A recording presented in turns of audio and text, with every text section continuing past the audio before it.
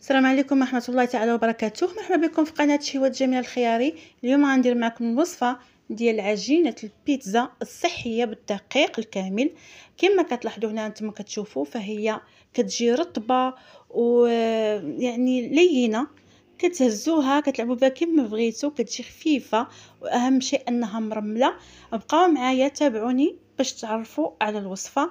كما كتشوفوا هنايا فانا عندي زيت البلديه، عندي الزعتر مطحون، شويه السكر، شويه الخميره الفوريه حبيبات، شويه الملح، وفي القصعه عندي 400 غرام ديال الدقيق الكامل. الدقيق الكامل كنحيدو منه ديك النخاله الغليظه وكنخليو الحمراء. 400 غرام من الدقيق الكامل. غنزيدو معاه 100 غرام فقط ديال الدقيق الابيض ديال الفورس، 100 غرام فقط، و400 غرام من الدقيق الكامل بالنخاله الحمراء الرقيقه ديالو كما كتشوفوا هنايا. غادي نخلطوه مع بعضياتهم. يمكن لكم تستغناو حتى على 100 غرام ديال الطحين الابيض لما بغيتوش تقدروا تستغناو عليه. صافي غادي نزيد هنايا غناخذ في كاس، بعدا عندي واحد 4 كاس ديال الماء دافي. غادي نزيد ليه معلقه كبيره من الخميره الفوريه حبيبات ومعلقه كبيره عامره من السكر. غادي نخلطهم وغادي نخليهم ديك الخميره تفاعل ريتما نعجنوا العجين ديالنا. فهنا غادي نحطها على جنب، انا كنحرك مزيان باش ما تبقاش ديك الخميره مكوره فيها، نحطها على جنب ونبدا نعجن بالماء دافي.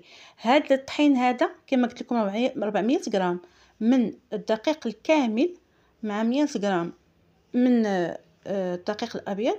زدنا رشه ديال الزعتر المطحون، يمكن لكم ديروه يعني ماشي مطحون ويمكن لكم تستغناو عليه. وهنايا غادي ندير واحد المعلقه صغيره ديال الملحه، وغادي نجمع هاد العجين هاد الدقيق هذا بالماء دافئ باش نجمع هاد الطحين ولا العجينه ما تكونش قاصحه، يعني تكون مرخوفه، ولكن نديروا بحساب ان كاين واحد 4 كاس اولا نص كاس، لان هذا 4 كاس كبير ماشي كاس ديال الشاي انما كاس ديال الماء.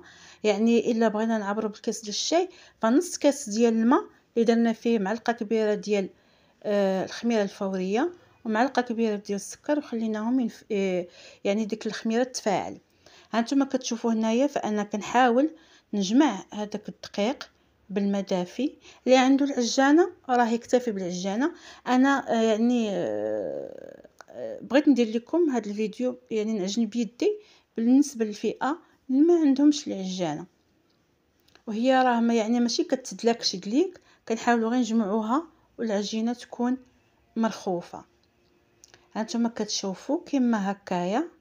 من بعد زدت هذاك الخليط اللي فيه الخميره والماء دافي والسكر وغادي نجمع. طبيعه الحال ملي كنت كنجمع بالماء راه كندير بحساب انه كاين عندي واحد نص كاس الماء اللي فيه الخميره وفيه السكر. هنا من بعد ما جمعت العجينه زدتها نص كاس ديال زيت الزيتون، نص كاس ديال زيت البلديه، وغادي نبقى نجمع فيها العجينه تدخل ليا فيها مزيان هذيك الزيت البلديه، وكتولي رخوه وكتحسي بها مدلوكه وخفيفه في اليد كما غادي تلاحظوا. من بعد ما هانتوما كتشوفوا من بعد ما دخلت فيها داك الزيت ودلكات مزيان مع الزيت، فغادي نخليوها واحد نصف ساعه، نغطيوها ونخليوها نصف ساعه ملي كتخمر. وهنايا كما كتشوفوا ها هي هنايا بعد ما خرجت منها داك الهواء صافي بديت كنقطعها قطع متقايسه.